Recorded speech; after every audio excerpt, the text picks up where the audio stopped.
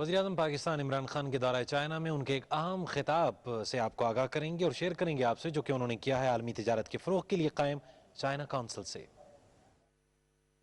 Bismillahirrahmanirrahim. Madam Gauyan, members of CCPIT, ladies and gentlemen, let me first say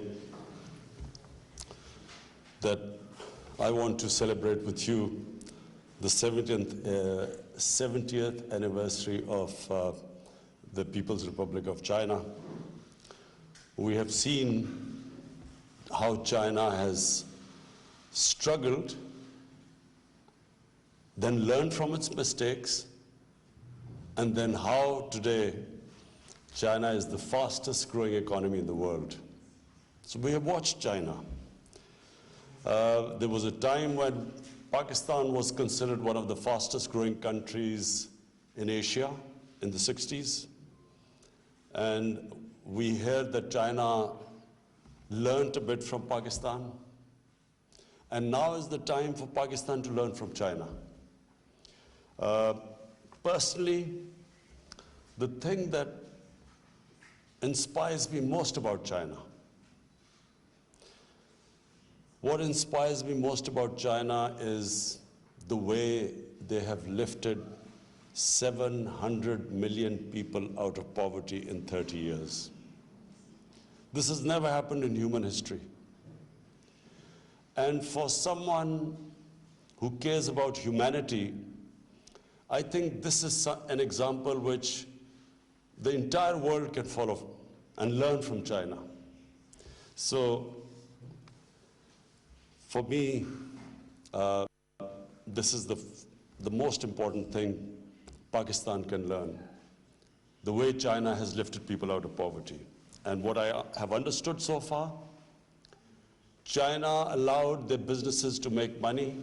China concentrated on their special economic zones, the export zones. They brought in investment from outside. They created wealth. And from that wealth creation, they spent it on the less privileged, poor section of the society. And that's how they've achieved the miracle. And that's what we intend to do in Pakistan. The other thing I've learned from China is the way China has tackled corruption. President Xi Jinping's, one of his biggest crusade has been against corruption. And from what I hear, correct me if I'm wrong, that some 400 people, ministerial level people in the last 5 years have been convicted on corruption and put behind jail. And then, you know, I read in the papers, now I don't know whether it is true, that there was a Chinese mayor who, tons of gold was found in his room. And within 5 days he was convicted. So why is this very important for not just Pakistan, but most of the developing world to learn from? Because the most important thing is, if you have corruption, it stops investment. Corruption is one of the biggest impediments in investment coming into your country.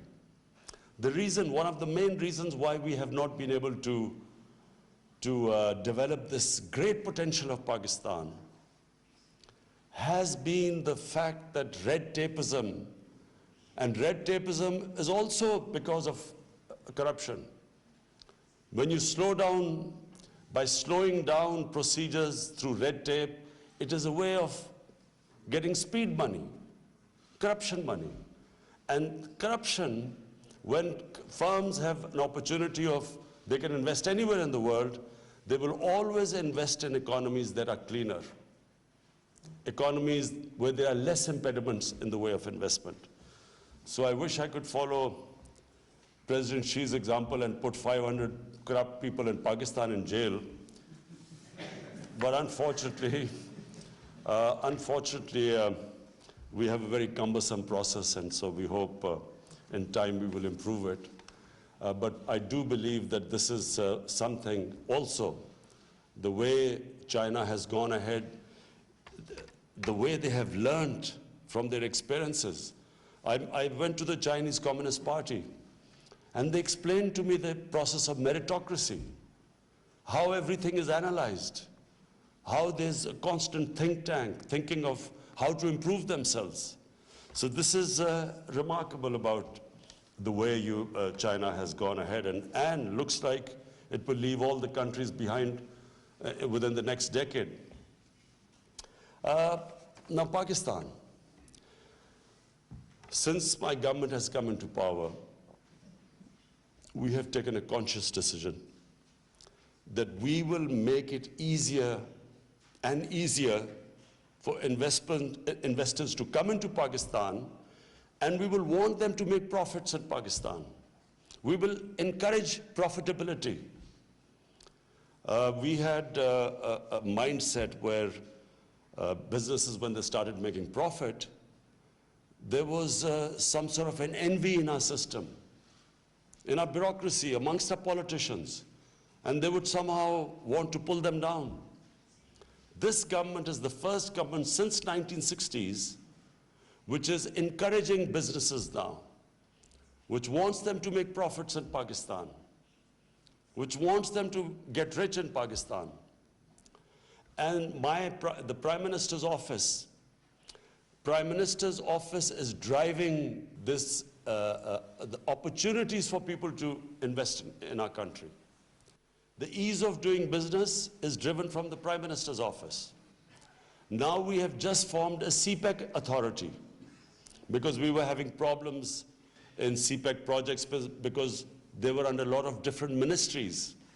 Now we have decided that there will be one authority which will resolve all the problems of CPEC.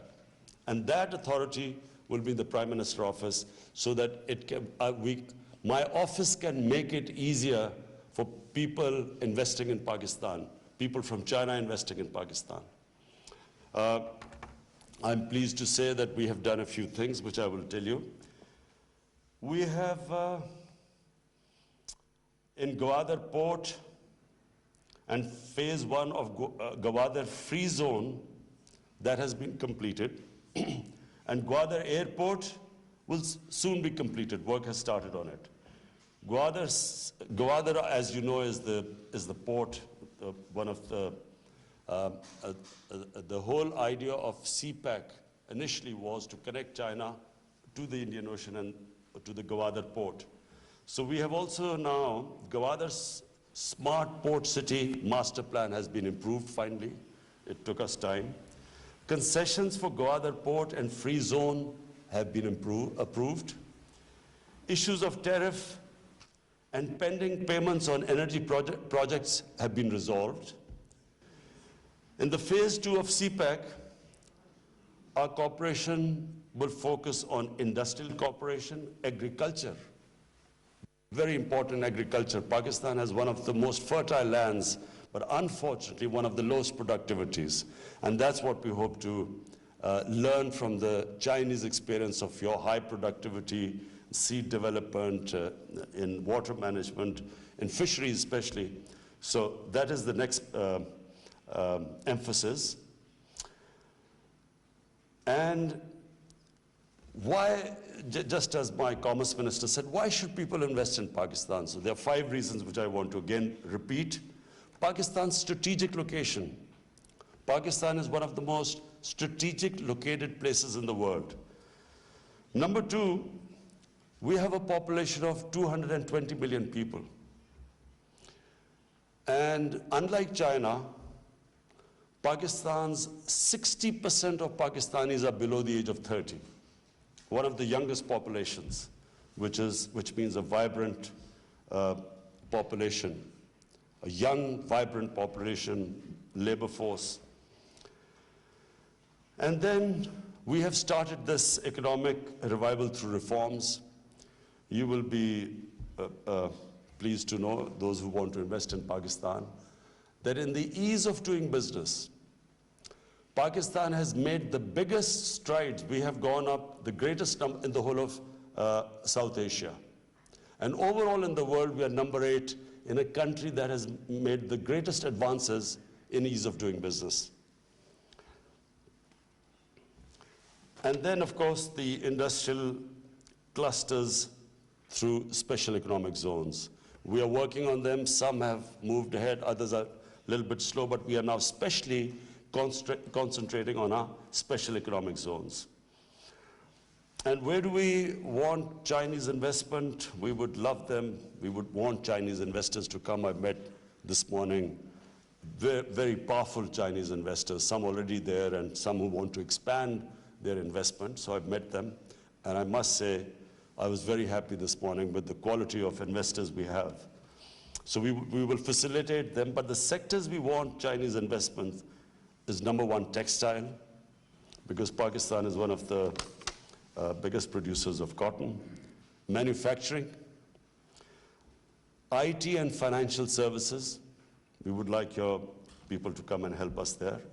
Physical and technological logistics, food processing and agriculture, tourism and hospitality. Pakistan is one of the most untapped tourist potential places in the world.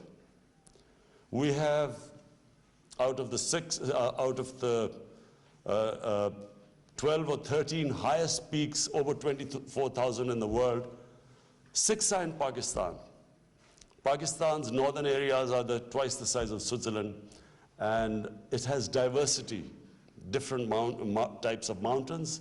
It has desert, it has plains, it has 1,000 kilometers of sea coast. So it is very diverse, a country which is not untapped for tourism so far. Secondly, Pakistan is one of the most, for religious tourism, it is one of the most sought after place for Buddhism. It was one of the centers of Buddhism. Taxila was one of the centers of Buddhism. Then for Sikhism, then for Hinduism, and then even for Christians, it has the highest number of churches in a non-Muslim, in a non-Christian city. Plus, Pakistan is one of the, well, I can't say this here because China is one of the oldest civilizations in the world, but compared to the other countries in the world, Pakistan is one of the oldest countries with a 5,000 years old Indus Valley civilization. Housing, we are just starting on one of the most ambitious plans of housing in Pakistan. We have decided to build 5 million houses in 5 years. Pakistan has a huge shortage of houses. We have at least a demand of 10 million houses right now. So there's a big shortage. So we are trying to build in the next 5 years 5 million houses, and affordable houses for people who cannot buy expensive houses. So we would appreciate, we would invite Chinese investment there. And then oil and gas. In oil and gas, we have huge areas which we haven't had, because of policies that discouraged drilling, we haven't had much interest in there, because now we have initiated policies for companies to come and drill in oil and gas. And then, of course, we one of the biggest copper and gold reserves. We have big coal reserves in Pakistan, in Thar. So we already have Chinese companies in both, in gold as well as in coal. Security situation in Pakistan has improved. There was a time when people were scared to come to Pakistan because of our security situation. Thanks to our intelligence agencies, our security forces, Pakistan is now one of the safest places. And so that no longer is the issue.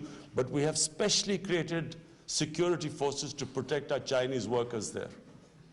So for Chinese, we have actually created a special force so that, to provide them extra security. Our visa regime. We have liberalized our visa regime. For Chinese nationals, they can actually come and get visa at the airport. This was not the case before. We had a very difficult visa regime. So that has been eased up, and it is also for 70 other countries we have allowed them to come and get visas at the airport. All the major cities of Pakistan are connected with air routes now. This is now exactly where China was in 1978. This is where Pakistan is now. It's a great time to come and invest in the country. Our labor cost, as my Minister of Commerce said, our labor cost is only about 20%.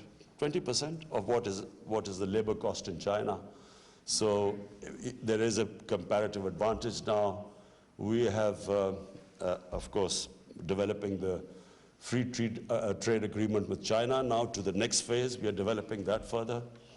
And Pakistan, of course, because of its location, it gives Chinese companies coming into Pakistan to re-export from Pakistan. It's much easier, bearing in mind the trade restrictions right now on Chinese goods. So, finally, this is a great opportunity. I have specially come here, I came here today to talk to the Chinese investors. This is the time to come to our country. And from me, as the Prime Minister, I can assure you that the Prime Minister's office will be dealing with all the major investors in our country. And CPAC will be dealt again from the Prime Minister's office, so to make it easy for you to invest there and to remove all hurdles that are in your way. It's an exciting time in Pakistan because as we open up our country for business, it is a great opportunity for people to come and invest. And as we change the mindset in Pakistan, we want businesses to come and make money. We want businesses to come to China and make big profits, so that the more profits you make, we feel that more investors will come to Pakistan. Our main aim is that as we create wealth in our country, we want to raise, like China, we want to raise the people out of poverty as China has done in the last 30 years. Thank you very much.